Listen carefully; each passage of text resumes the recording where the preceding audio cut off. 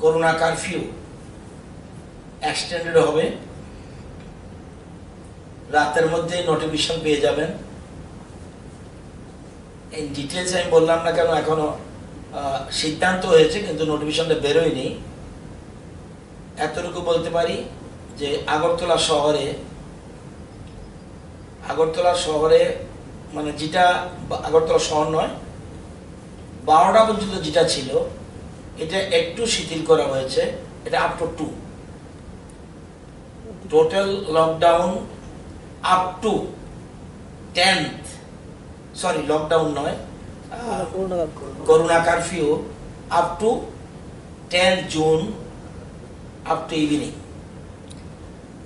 এবং শিথিলের মধ্যে রয়েছে শুধুমাত্র 12টা পর্যন্ত যেটা ছিল দোকানে হাটে যাওয়ার জরুরি পরিষেবা, সেটা আপ টু 2 হবে। আর গ্রামের দিকে যেটা 4টার থেকে ছিল নাইট কারফিউ, সেটা হবে ফ্রম 6 PM। এতটুকু, তবু নোটিফিকেশন দেখে নেবেন। আমি যেহেতু বসছি এখানে সেই জন্য আমার নলেজে আছে যেটা, এটা বলে রাখলাম। আর বাকিগুলি এজ ইট ইজ। 12টা 2 থেকে শুধু 2 হবে। আর নিশ্চয়ই আপনাদের আজকে NHM এ টোটাল স্বাস্থ্য পরিষেবা নিয়ে বিশেষজ্ঞরা, দোজ হু আর এক্সপার্ট, নিশ্চয়ই তারা ওখানে কথা বলেছে। সুতরাং আজকে স্বাস্থ্য পরিষেবার ব্যাপারে বিশেষ করে করোনা নিয়ে আমার আর কিছু বলার নেই। এখানে আমাদের বিশিষ্ট চিকিৎসকরা ছিলেন এবং যারা বিশেষজ্ঞ রাজ্যের, এটা বলতে পারি কালকের বহু রাত্র পর্যন্ত মুখ্যমন্ত্রী মিটিং করেছেন জিবির ব্যাপারে। এবং আজকে থেকে আমি যতটুকু জানি সিনিয়ররাও ভিতরে গিয়ে পুরো পরিষেবা দেখার জন্য নির্দেশ দেওয়া হয়েছে, সেটা যথারীতি চলবে। সামনের দিকে এগিয়ে যাচ্ছি এবং সবাই মিলে আমরা ত্রিপুরাকে এক ত্রিপুরা শ্রেষ্ঠ ত্রিপুরা বানাবো। এটা আমাদের ভিশনের মধ্যে যেটা রয়েছে, ভিশন 2030, সেই লক্ষ্যে আমরা এগুচ্ছি। আপনাদের সকলের সহযোগিতা লাগবে। এটা হলো বাস্তব চিত্র। ডকুমেন্ট চাইলে আমার কাছে আছে, তবে আরো ডিটেলস আপনারা পাবেন। 190 পেজ, মোস্ট প্রবাবলি 190 পেজের বইটা আমার কাছে আসেনি, আমি সবগুলি বের করে নিয়েছি, সেই জন্য পেয়েছি। বই যখন আসবে তখনও দেবো। এটা বাস্তব চিত্র। এবং গতবারের বইটা আমার কাছে আছে, সেখানেও কি পজিশন ছিল এটা আমি অ্যাসেম্বলির মধ্যে পড়েও শুনিয়েছি যে এ হলো চিত্র ত্রিপুরা। অথচ কোথায় ছিল ত্রিপুরা আর কোথায় কিভাবে এগুচ্ছে। শুধুমাত্র আমার ডেভেলপমেন্ট মানে একটা রাস্তা করে দিলাম, এটাই ডেভেলপমেন্ট না। ডেভেলপমেন্ট মানে অনেক কিছু, না কেউ মরে যাচ্ছে কিনা, ইট ইজ ইম্পর্টেন্ট। প্রথমে রেখেছে দারিদ্রতা দূরীকরণ, সেকেন্ড রেখেছে ক্ষুধা নিবৃত্তি। এই যে জিনিসগুলি অত্যন্ত ইম্পর্টেন্ট। তো এই দিশাকে সামনে রেখে আমাদের সরকার চলছে। এবং লেটেস্ট যে নীতি আয়োগের যে রিপোর্ট, সেই রিপোর্ট আমরা এতেই খুশি নয়, কিন্তু আমরা জানি কারণ অনেকগুলি প্যারামিটার যুক্ত হয়নি বলে আমাদের বিশ্বাস। যাই হোক, আরো আগামী দিনে এটাকে সামনে রেখেই চ্যালেঞ্জ সামনে আমাদের রাখতে হবে। কারণ আমাদের সামনে আমরা টোটাল নম্বর যদি বলি, যদি আমাদের রাজ্যের টোটাল নম্বর হলো, এ দেখবেন এটা ম্যাপ। হলুদ হলো পারফর্মার, সবুজ হলো ফ্রন্ট রানার। ওই দেখো ত্রিপুরা ফ্রন্ট রানার। সব হলুদের মাঝখানে নর্থ ইস্টে টিম করছে ত্রিপুরা, সিকিম, ত্রিপুরা, মিজোরাম। ওইদিকে উপরেরটা সিকিম, এদিকে ত্রিপুরার সাথে মিজোরাম। দেখেন ম্যাপের মধ্যে বুঝে যাবেন হোয়াট ইজ দ্য ডেভেলপমেন্ট। একদম চিত্র পরিষ্কার।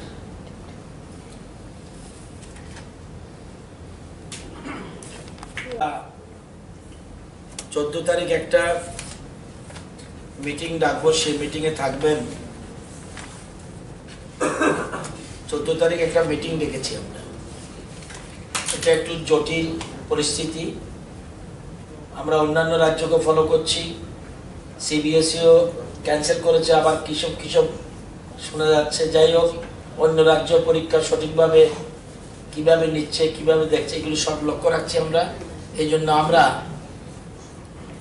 এই জন্য আমরা 14 তারিখ দুপুর 12টার সময় সেক্রেটারিয়েটে একটা গুরুত্বপূর্ণ ব্যক্তিত্বদের নিয়ে একটা মিটিং ডাকছি। সেই মিটিংয়ে থাকবেন, আমি থাকবো নিজে, এছাড়া প্রাক্তন শিক্ষামন্ত্রী বিধায়ক তপন চক্রবর্তী থাকবেন, সেখানে থাকবেন আমাদের যে Chittaranjan Debbarma, executive member education TDADC, এছাড়া থাকবেন অরুণোদয় সাহা, থাকবেন মিহির দেব, প্রাক্তন former president TBAC, Ranjit Kumar Debnath, former director school education, NC Sharma, director elementary higher education, এবং professor Shekhar Dutta, Shri Sanjay Roy, former principal BBM college, Ritapal De Chowdhury, ex headmistress Maharani Tulsibati girls school, Rajesh Debbarma, headmaster UK academy, secretary education Tripura government, chief executive officer TDADC, director health services, doctor Dipanwita Chakraborty, principal MBB college, doctor Nabanita Banik, psychologist, মনোবিদ রাখা হয়েছে এখানে, তারপরে সঞ্জীব দেব, eminent journalist, এবং ত্রিপুরা বোর্ডের যিনি president এবং secretary ধরো দুজন থাকবে। সেখানে বসে এটা কি করা কি না করা ডিটেলস আমরা আলোচনা করব, করে তারপরে 14 তারিখ আমরা ঠিক করেছি ডেটে বসবো, তারপরে ঠিক হবে।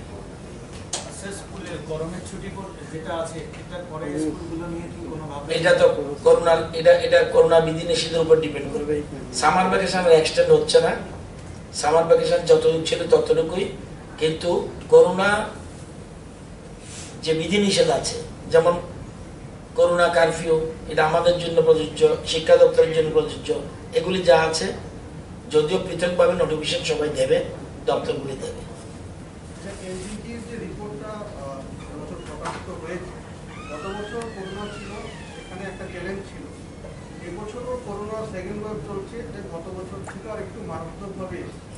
রাজ্য সরকার এই পরিস্থিতিতে আগামী বছর পর্যন্ত এই রিপোর্টটাকে একই জায়গায় রাখা বা তার থেকে আরেকটু উপরে নিয়ে যাওয়া কি পরিকল্পনা? আমরা এটাকে চ্যালেঞ্জ হিসেবে নিচ্ছি। আমরা জানেন গতবার নম্বর কত ছিল, টোটাল নম্বরটাও বলে দিই, আমরা বুঝতে পারবেন। টোটাল যদি আমরা দেখি টোটাল নাম্বার 1500, যদি 1500 নম্বর দেখি, 1500-র মধ্যে গতবার আমরা পেয়েছিলাম 865, এবার 1500-র মধ্যে পেয়েছি 982।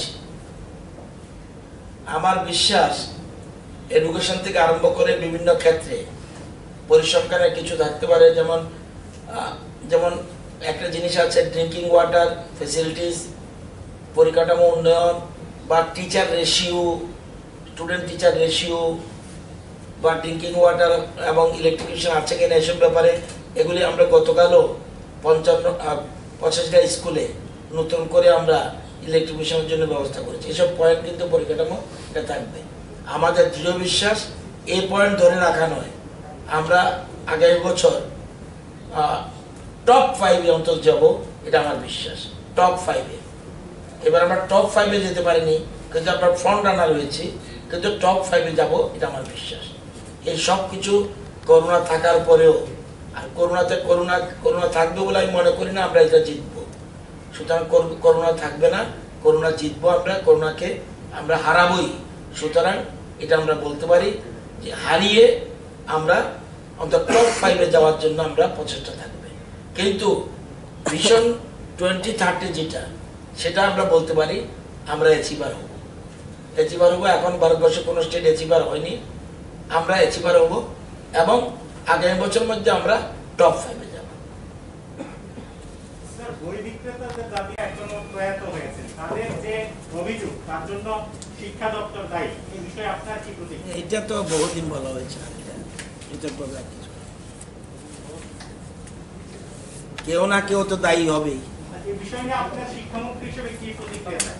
কেউ না কেউ দায়ী হবে, আমি দায়ী না প্রাক্তন শিক্ষামন্ত্রী দায়ী নাকি প্রাক্তন সরকার দায়ী, এটা নিয়ে বহু আলোচনা হয়েছে। আর নতুন করে এটা নিয়ে আজকে যেটা বলেছি, এটাকে বরঞ্চ সুন্দর করে টোটাল সবাই মিলে সহযোগিতা করো। ওইটা দায়ী কে এটার জন্য প্রশ্ন না, তাদের কিভাবে দায়ীকে এটা খোঁজ নিয়ে লাভ নেই, এখন অনেক দিন হয়ে গেছে। এখন আমরা চেষ্টা করছি তাদেরকে কিভাবে অ্যাবজর্ব করা যায়, সেই অ্যাবজর্বের চিন্তা আমাদের ভগবানকে ডাকুন, গডকে ডাকুন যাতে করোনা বন্ধ হয়ে যায়। তাহলে আমরা ইমিডিয়েট পরীক্ষা নিয়ে আমাদের বিশ্বাস এদের মধ্যে বিরাট সংখ্যক ওই গ্রুপ সি গ্রুপ ডিতে ঢুকে যাবে। একটা কোশ্চেন ছিল আমার, আজকে দেখা গেছে বিরোধী দলের একজন সদস্য আজকে আমতলী থানা থেকে বানো ততরা খেও ক্যাং বনো রিং খাই রিং রিনে তোমা বুন খাও বগতি হি সামানি কত বড় কানে বুলাইলে থাকা ক্যাং বাসা ওইনে বং বুলাই মানে খাগানি হি মানছি অরক কাকে নিকালাই অরক সিং নগানানি আবরে আনো তোমা ইয়াও রনারো বুলাইলে তো শুনতে ফাংথং আমরা নিজেরাই জানি রনারো কে বং বুলাই খাই কে থাই আমার আমি ফেসবুকে আনো তো হাই বুকিও কেউ পাঁদাও না বাসে ফেসবুক তো আর নতুন আসে না, বাসে কালাই আং কোন আমরা তো কাছে বিরোধী খাই দলে না ছিলাম। বাসে কোনদিন ফেসবুকে জনগণকে উস্কে দেওয়ার জন্য বটি, রামদাও, লাঠি, শাবল, বেন্দা এগুলি নিয়ে সব এগিয়ে আসুন, মুখে দাঁড়ান। এরকম যারা প্রভোকেশন করে, প্ররোচনা দেয়, তাদের বিরুদ্ধে মামলা তো হবে। এটা আইপিসি সিআরপিসি আমার জন্য নয়, তার জন্য সবার জন্য। আর দেখে দেখে দিয়েছে কে সবচেয়ে বেশি অভিযোগ, সবচেয়ে বেশি বাজে ধরনের কমেন্ট করেছে বাংলো। সেজন্য বাংলোর বিরুদ্ধে এক ধরনের মামলা, ভীষণ বাবুদের মধ্যে আরেকটা ধরনের মামলা, এবং একজনের নাম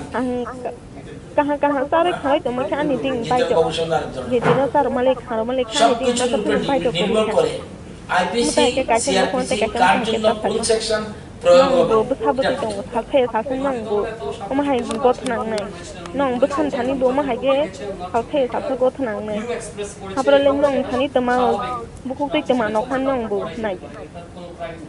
এটা উনি বিচারক না, আদালত এখন মামলা হয়েছে, কোর্টে মামলা উঠবে, সেখানে বিচার হবে। উনি তো বিচারক না, উনি সেকেন্ড পার্টি। কেউ না কেউ অভিযোগ করেছে, সে অভিযোগের উপরে থানায় মামলা হয়েছে। মামলা এখন অ্যারেস্ট করবে না করবে তাদের ব্যাপার, পুলিশ নিরপেক্ষভাবে চলবে। করার পর কোর্টে মামলা উঠবে, তখন ঠিক করবে এটা আইনসিদ্ধ হয়েছে না আইনসিদ্ধ হয়নি। উনি বিচারক না, উনি বিরোধী দল না হতে পারেন, বিচারক না, মুখ্যমন্ত্রী বিচারক না, আমরা কেউ বিচারক না। আদালত গণতন্ত্রের একটা স্তম্ভ, সেখানে বিচার হবে। বিচার হওয়ার পর ঠিক হবে এটা সঠিক হয়েছে না বেঠিক হয়েছে। ভ্যাকসিন এই মাস 9 তারিখে 18 থেকে 44 যেটা, এই ভ্যাকসিন 9 তারিখে আসার কথা রয়েছে। আজকে 4 তারিখ, আর 5 দিনের মধ্যে আসবে বলে আমাদের বিশ্বাস। স্যার, আগরতলা শহরে বৃদ্ধি পাওয়াটাকে আপনারা গুরুত্ব দিয়ে কি এই 5 তারিখটা 10 তারিখে এক্সটেন্ড করেছেন? না না, এটা টোটাল স্টেটকে, এই জন্য এটা না। আগরতলা যেটা বলছেন এটা কমেছে, কত ছিল 24.71, 22.82, 20.88, 22.29 এরকম এখন এসে এখন বেশি, কিন্তু ওটার থেকে কমেছে 14.50। এই জন্যই তো 12টা থেকে 2টো একটু শিথিল করা হলো। সবকিছুর সাথে একটার সাথে একটা, আগে যেটা ছিল আগরতলা সে জায়গায় নেই, সে জায়গা থেকে কমে এসছে, এই জন্যই স্লাইটলি শিথিল করা হয়েছে। কিন্তু এর মানে এই নয় আমরা যথেচ্ছাচারে বেরোবো, এরকম না। তবু আমরা সতর্ক সচেতন সবাই থাকতে হবে।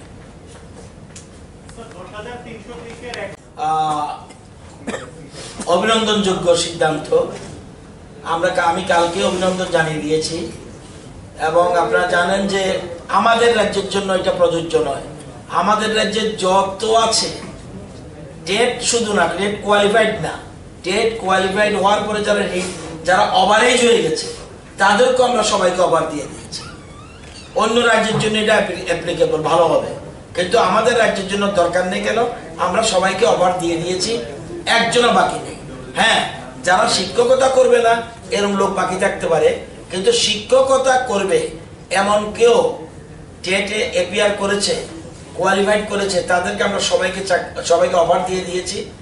এবং কিছু বাকি আছে যেটা অফার পেয়েছে পোস্টিং এর বাকি, সেটা সামার ভ্যাকেশন করলেই এটা পোস্টিং দিয়ে দেওয়া। আমাদের এখানে কেউ বাকি